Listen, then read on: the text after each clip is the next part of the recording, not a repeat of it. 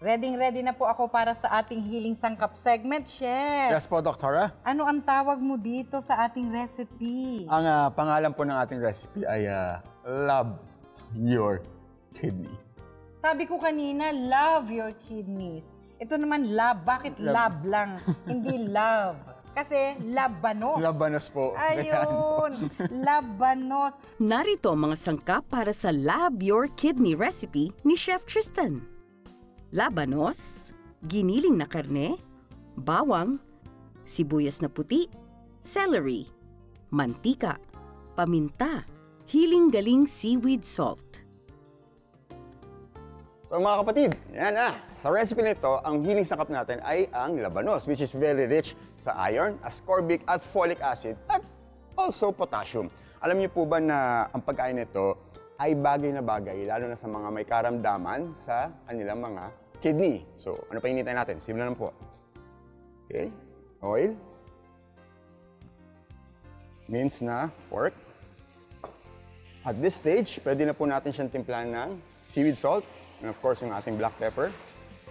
And then later on, makikita niyo po yung aking sinasabi na yung pagba-brown ng ating giniling na baboy at yung katas na kanyang inilalabas. Depende po sa inyong paggagamitan, I suggest kung ito yung mga masarsa, you can leave the sauce or yung sabaw o yung katas. Pero kung mga pang pika-pika or toppings, better po pag medyo a bit dry. Pero huwag niyo po itatapon yung kanyang juice dahil magagamit po natin siya sa iba pang paraan. You can add it sa iba pang mga sahog or iba pang dishes para magkaroon ng flavor of the meat itself. Remove lang po natin sa isang side. Then we're going to add the rest of the ingredients. Then some of the garlic. Then celery. And the star or ang ating healing sangkap, which is ang radish or ang labanos. So once na nag-sweat na po or lumabas na yung kanyang juice ng ating vegetables, you can now mix. Pag medyo nakikita niyo pong nagda-dry, you can add some of the juice pero suggest you can add a bit of water para naman again, ma-lessen yung kanyang fat content. Again, if you want, yung mga, hindi naman po yung mga leftovers but yung mga sobra, let it cool tapos individually pack, put it in the freezer, then pag gagamitin niyo po, pull it out, initin niyo lang, pwede na. You can add some fresh para magbigay naman ng ibang flavor and of course crunch. Yan na, ang ating Love Your Kidney. Labanos. Labanos po. Ayun, labanos. Alam niyo po ba mga kapatid na very hydrating ang labanos? Kaya maganda siya sa kidneys. Maganda po sa mga problema sa kidneys ang mga matutubig na gulay na walang buto. So, labanos ay number po. 1, no? Ang pangalawa ay sayote. Ang sayote po, kahit may isang buto, ay alkaline vegetable. Kaya, pwede rin siya at matubig din. Ang mga bawal po sa may kidney condition ay mga mabubutong gulay. Mula sa chef? Munggo, sitaw, okra, talong, kalabasa, patola, patani, pipino, upo. Kumanta ka ng bahay kubo. Avoid nyo po muna yung may mga mabubuto na yan kasi mataas sa uric acid at pag may kidney condition na po ay nakaka-aggravate po sa condition ng pasyente.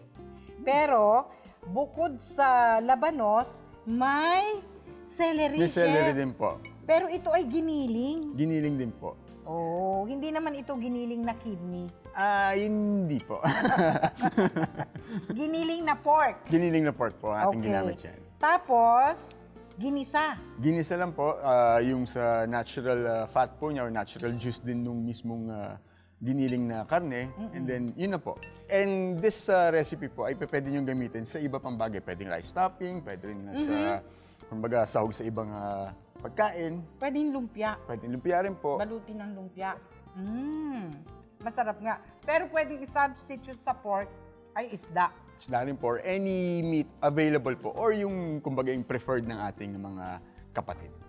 Masarap na combination po yung celery at saka yung labanos. Diba?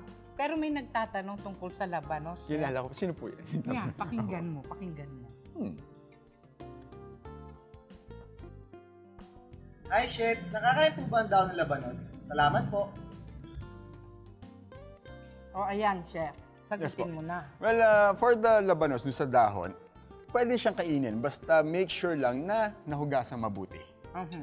Dahil alam naman natin na pag galing sa labas o kumbaga na travel or na biyahe, kumbaga may mga impurities or mga unwanted na di natin alam na baka dumapod nandun. doon, na nandun. So, yung kalusugan ng ating mga mahal sa buhay, din ang ating isipin. So, para makasiguro, bukod sa paghugas ng labanos at mga dahon nito, ibabad nyo pa po sa tubig na maraming asin. Yan, tapos bago lutuin, banlawan. Ayun, parang yun ang sabon na panghugas natin doon sa gulay. Kasi nga naman, minsan, chef, may binibili ka na labanos na malaki yung dahon. Minsan po na i-try ko na ihalo sa vegetable salad. Yung dahon ng labanos, okay naman siya.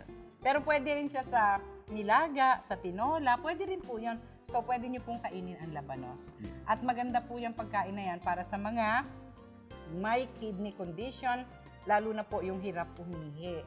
No? Okay. And doktora, pandagdag din po, pwede rin siyang gamitin as compost kung talagang wala na siyang paggagamitin. Dahil pwede rin po siya sa mga ating halaman. Oo. Pwede rin pong safe din po yung mga dahon ng labanos at yung balat ng labanos na gawin tsaa. Pag gusto niyo po ng hydrating na tsaa, no? Huwag niyo po itatapon yung balat ng labanos, basta hinugasan niyo lang. Ipunin niyo po, kada magluluto ng labanos, meron kayo naka-reserve na ganyan. Tapos, kung gusto niyo magtsaa at kayo po ay may mga singaw ng init sa katawan, maraming pimples or hirap umihi, yan po ang gawin ninyo. Lagyan nyo ng tubig, pakuluan ninyo. Tsaan na po yan. At para may masarap na lasa, lagyan po ninyo ng honey. O, pwede na yun. Honey na nabibili nyo rin sa Healing iba Galing naman outlets. yung honey na hinahanap po. Chef Tristan Encarnacion. Iba yun. Nagsalita pa kasi ako, doktor. Yan ang napala. No? Doktora, At saka, kayo po. pwede ring safe din po na yung mga dahon o pinagbalatan ng labanos ay ipatuka sa manok, ibigay sa baboy, sa mga alagang hayop. Turuan din po natin kumain ng gulay ang ating mga alagang hayop sa bahay. So, diba? reuse. Yun. Yan. At ang paalala mo, chef. Ang ating Healing Galing website, ang healinggaling.ph at ang Facebook account natin ay ang Healing Galing Official at ang Instagram account ay Wellness Chef HG. And po, click like, comment kung meron po kayong mga suggestions, mga katanungan, or mga anything na gusto nyong aming itakel at pag-usapan sa ating programa.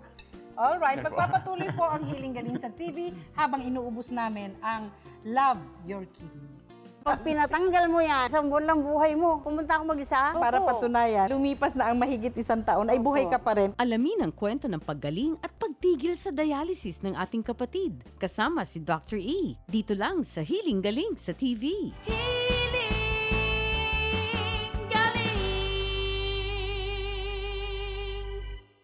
Isang mahalagang paalala.